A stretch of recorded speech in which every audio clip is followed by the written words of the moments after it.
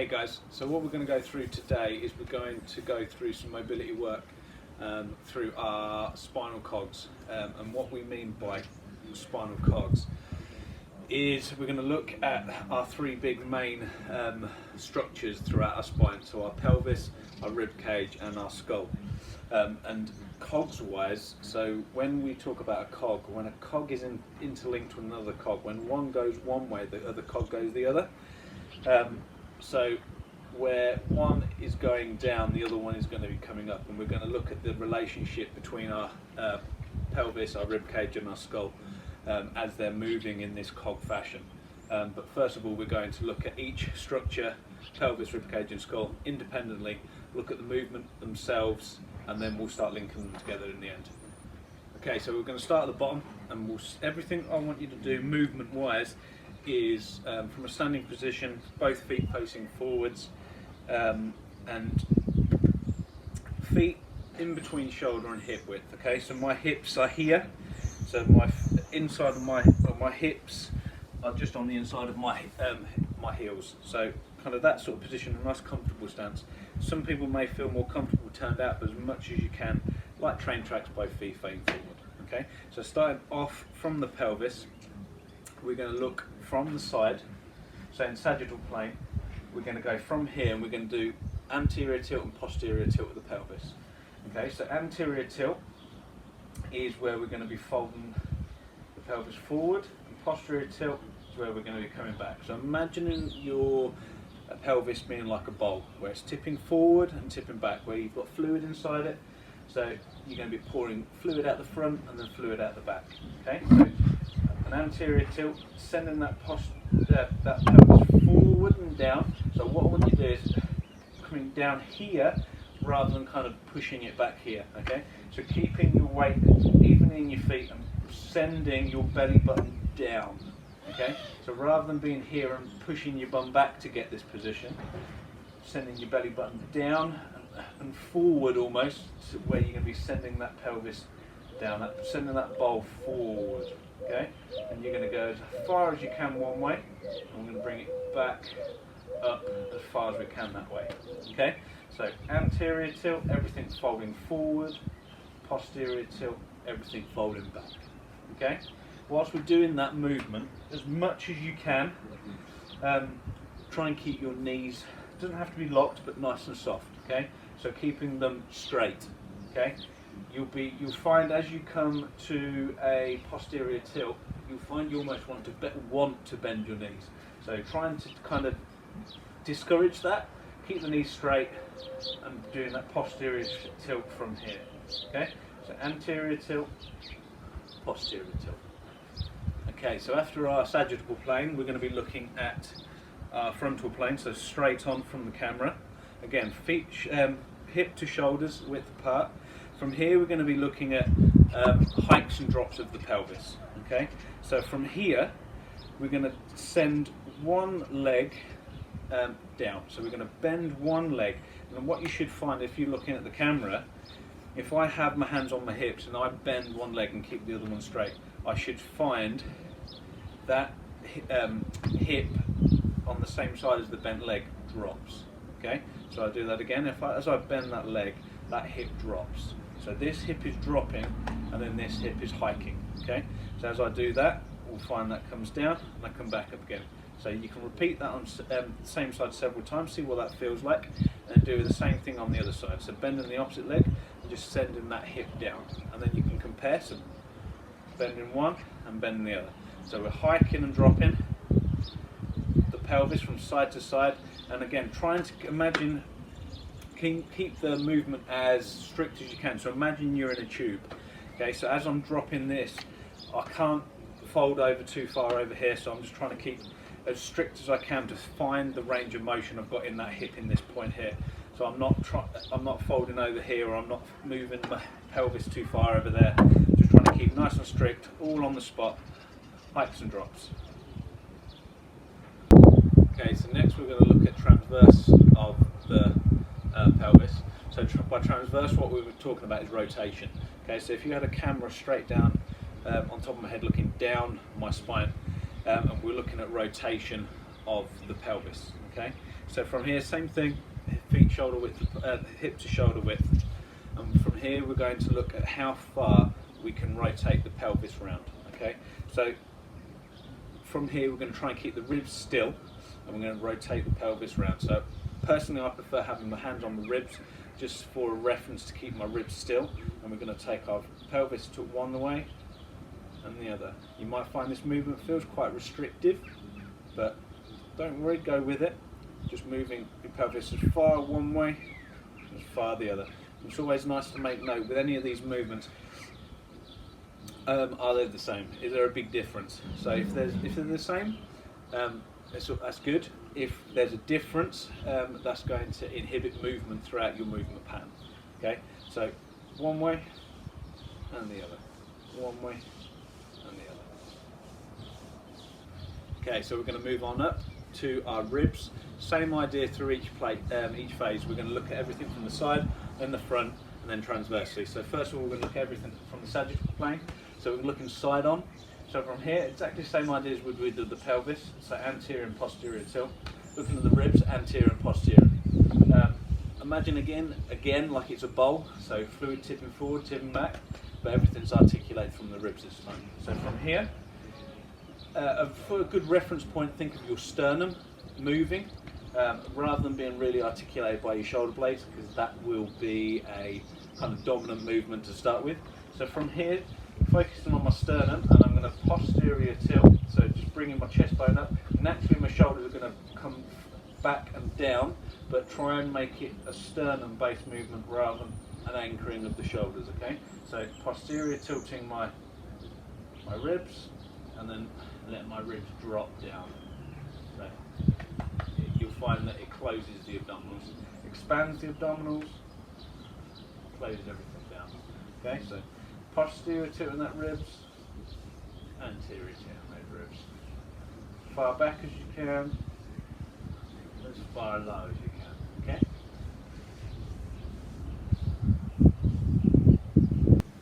Okay, so next movement we're going to look at the ribs from the frontal plane. So same idea, feet facing forwards. From here we're going to try and keep the movement as strict as we can. As this time we're going to come from side to side, so hiking and dropping the rib cage. So from here we're going to send it as far down as we can one way, as far down as we can the other. Think of it more like that than a side bend. So if you're, rather than coming over here, so you can see how far I am travelling laterally to this side in comparison to this. Okay, so imagining you're in a tube, so you can't take a long movement to either side. Just keep it nice and strict. See how far the ribs can rotate down, and see how far they can come this way. Okay, articulating straight through the middle of the sternum, coming this way. Okay, so lateral flexion of the rib cage, side to side.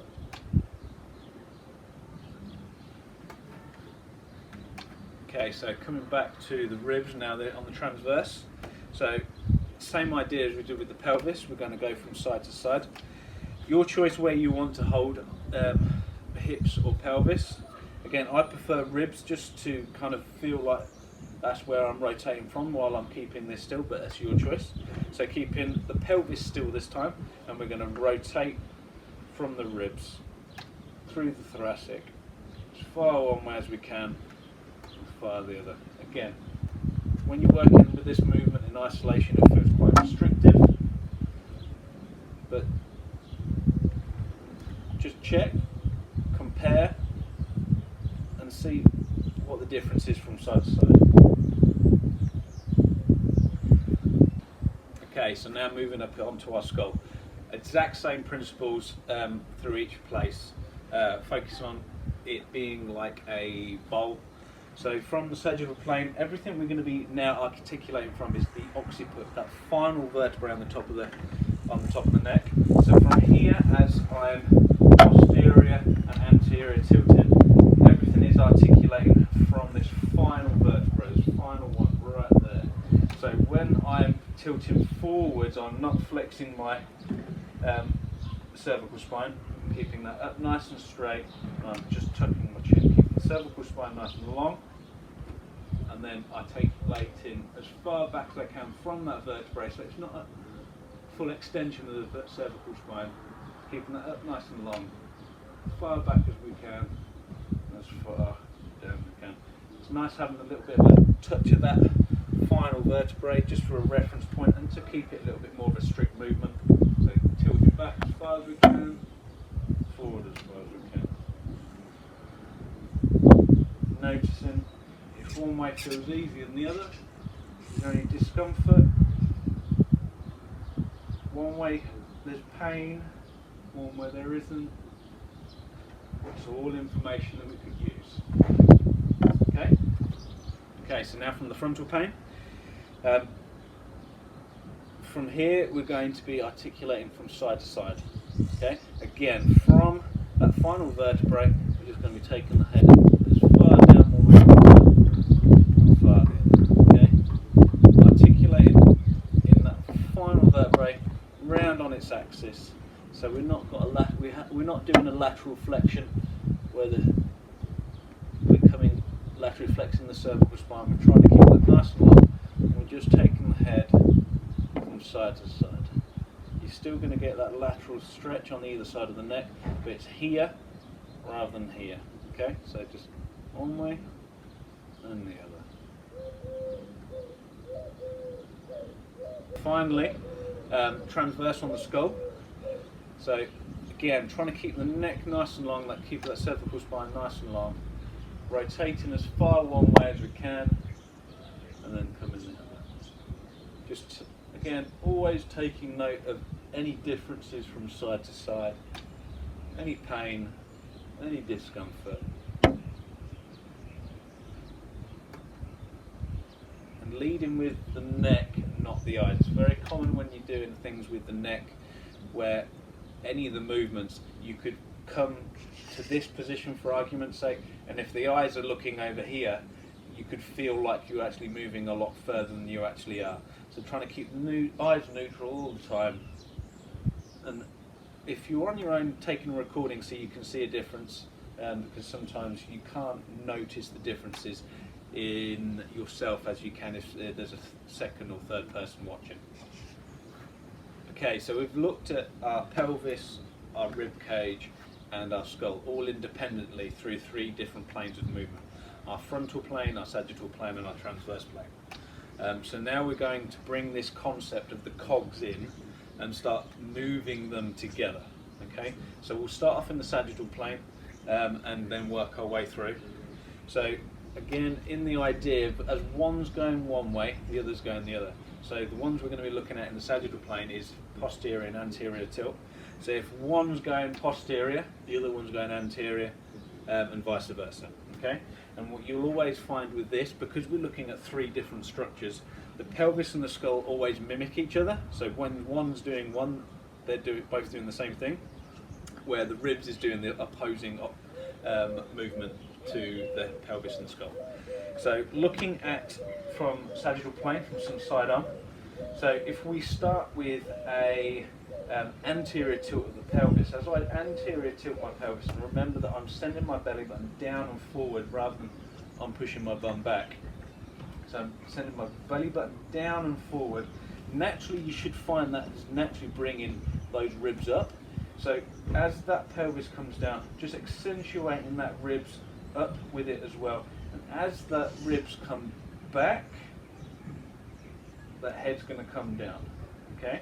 So pelvis is going to come forward and down, head's going to come forward and down at the same time while that head comes back, that rib cage comes back. Okay? So coming back to neutral, pelvis is going to come down, chin's going to tuck to make the head come down, and that rib's going to come up in between the two. Okay? So it's a big opening of the abdominals. You find it can get a little bit tight around the lumbars if you're a little bit tight around there or not. It's not used to being in these positions. Particularly if you're quite desk bound and you do a lot of this.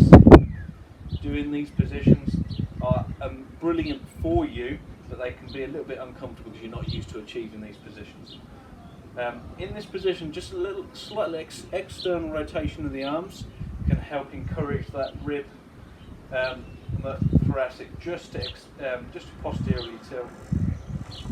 So the opposite of that, if I come back to neutral, my pelvis is going to posterior tilt, and as I posterior tilt, remembering to keep those knees straight, the head's going to posterior tilt as well, and naturally you'll find that ribs should be dropping down, and there should be like a hollowing of your stomach.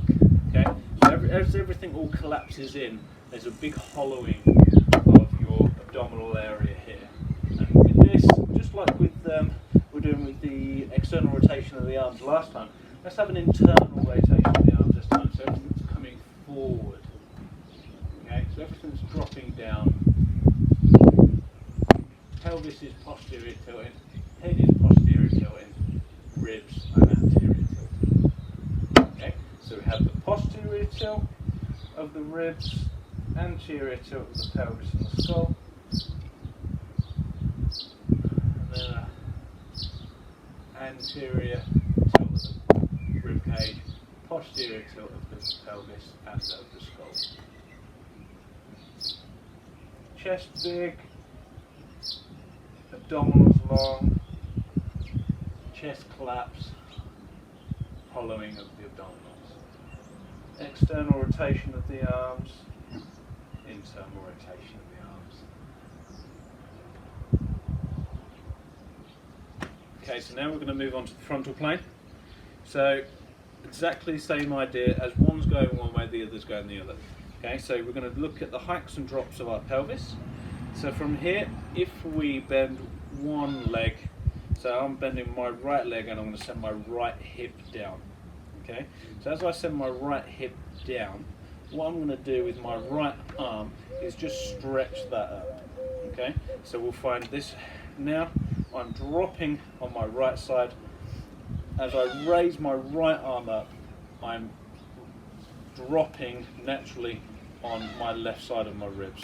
So my right side is dropping, my right side ribs is raising, and if I just leave my head neutral with my ribs, I'll find my head's over here because of the natural curvature of my spine, naturally lateral flexion over to the left.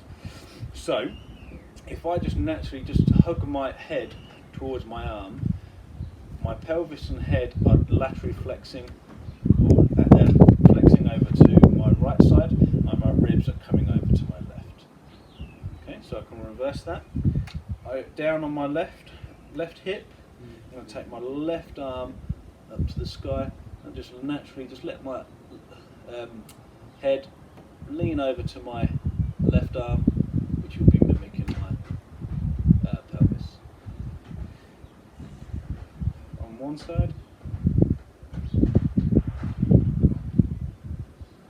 and then the other.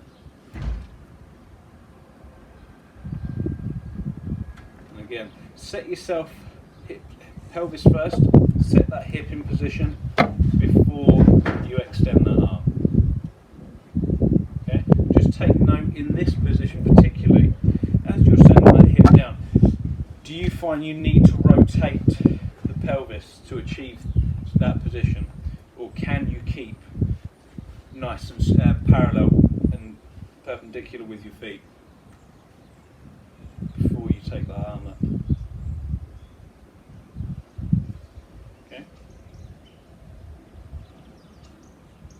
Okay, so finally we're going to look at the transverse plane.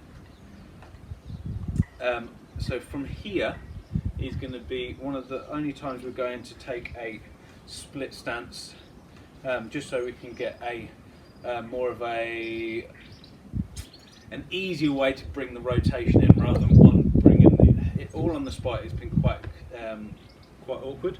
So if I take my right leg back, naturally that should draw my pelvis round to the right. So naturally my pelvis, if I have my hands on my hips, I'm naturally pointing over this direction. Okay, so from a square position, as I step that leg back, that should naturally draw my hip back.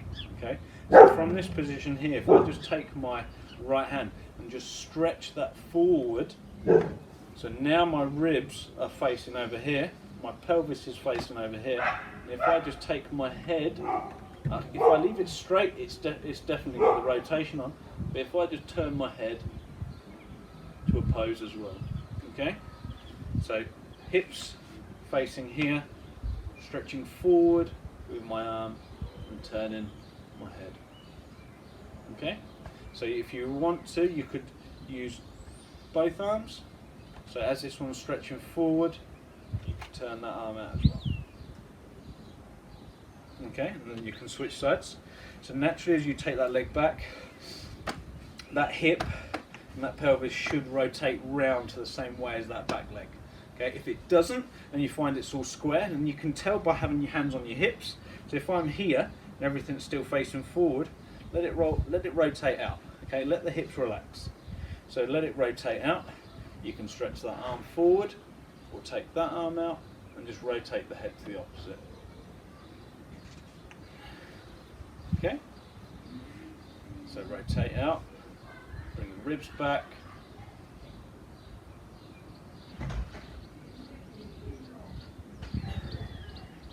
Okay, so finally, we're just going to piece together a stretch you see me do in my warm-ups all the time.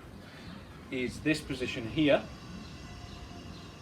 where we're stretching laterally here. So just piecing some of these together now, you've got a little bit more of an understanding of what is capable of our ribs, pelvis and our skull, even though that is not my pelvis and that is not my ribs. We're going to take that split stance again and naturally let that hip rotate out. From here, what I would like you to do, if it isn't done it already naturally, is let that back hip drop. Okay, so as we've not only got a rotation away from this front leg, we're going to also drop that hip. It's not huge amounts, so if you can see on the camera, it's just, there's my hip, back hip, and there's my top hip. So there is a difference. So we've got this back hip dropping down, and what I want you to make sure as well is we're not bending that bottom leg to achieve that. Okay, so as I'm rotating round, as I drop that hip, that back leg is still straight. Okay, heel's just risen off the ground, doesn't have to be up too high, but at the same time I don't want the heel on the floor. So from here, pelvis is rotating here, and this back hip is dropped also. Okay, so we've got, in this position, naturally our pelvis should be anteriorly tilting. We've got a back hip drop, and we've also got a rotation away from this front leg.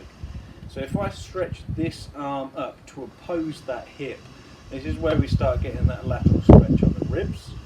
As I take this arm out and just stretch it round to oppose that rotation of the pelvis, we've also got an opposing rotation stretch on the ribs, taking that arm up. So pelvis is facing over here, dropping. My ribs are now opposing it, and my head just looking forward and hugging my arm is opposing the position as well. So we've got a three-dimensional COG stretch going on there, everything opposing each other in each position. And we can change. So the hips rotate round, that back hip drops, making sure that back leg is straight. Front knee can be nice and soft and bent. So from here, to oppose this dropping hip, I take that left arm up. Now to oppose the pelvis rotation, I'm going to take my arm out and round, and making sure that you're drawing your ribs round and not your pelvis. So when you draw those ribs round, keep the pelvis where it is. It can be very common to start drawing those ribs round, which draws that pelvis with it. Trying to keep the pelvis exactly where it is, that's not moving. So pelvis set. As you draw the ribs, it's only the ribs that move. Okay?